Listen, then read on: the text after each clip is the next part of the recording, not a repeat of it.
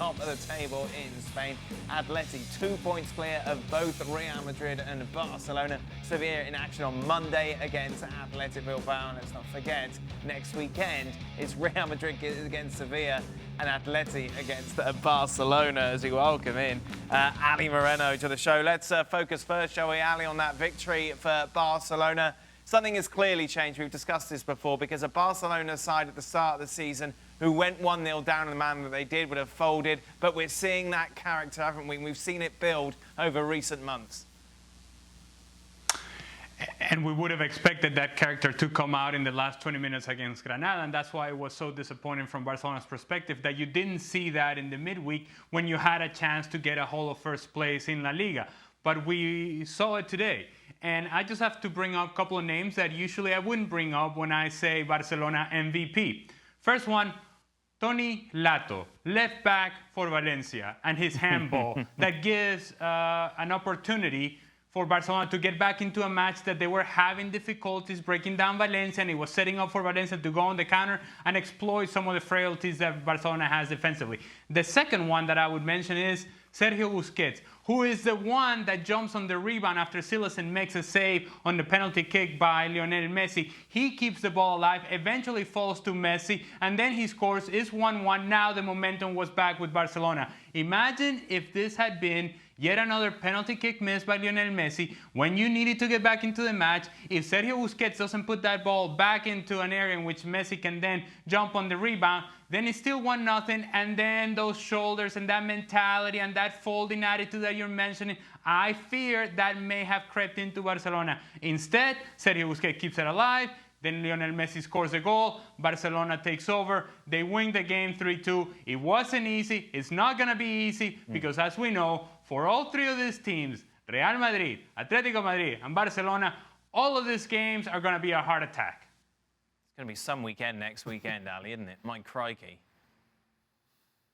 Well, yes, it is. And so the first priority for, say, Barcelona is, look, not only are we carrying some momentum going into that game, not only do we feel good about Atletico Madrid coming to the Camp Nou and us being able to control what we do and control our destiny, the other thing that they were able to do is they avoided yellow cards for players like Griezmann and Messi that could have been out had indeed they gotten a yellow card today. And so they didn't get a yellow today. They'll be available, so will Frenkie de Jong. And so it will be the best version of Barcelona welcoming Atletico Madrid.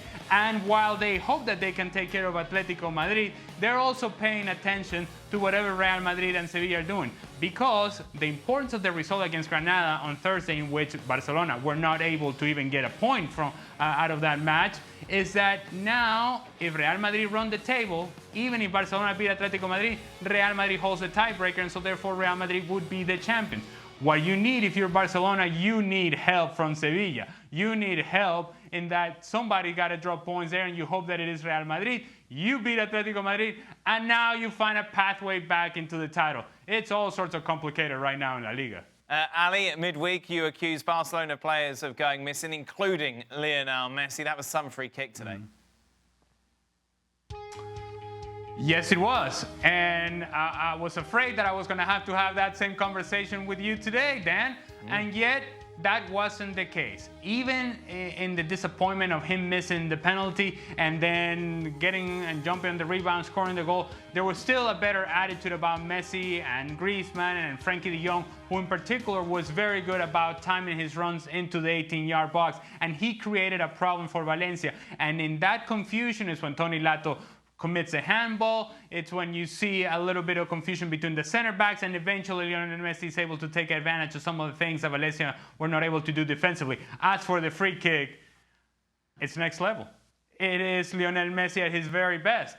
And you're going to need that if you're Barcelona. If you're a Barcelona fan right now, as much as you can talk about Griezmann and Pedri and De Jong and Dembele coming off the bench and Sergio Busquets and is Piqué going to be healthy, you can, and maybe Ter Stegen has to come up with a save. All those things are great, and you're going to need those things. But most of all, more importantly, you're going to need the very best, the absolute best from Lionel Messi if indeed you're going to be able to run the table. In order for this team to be perfect here on out, then Lionel Messi himself has to be close to perfect. Who won the weekend, Ali? La Liga.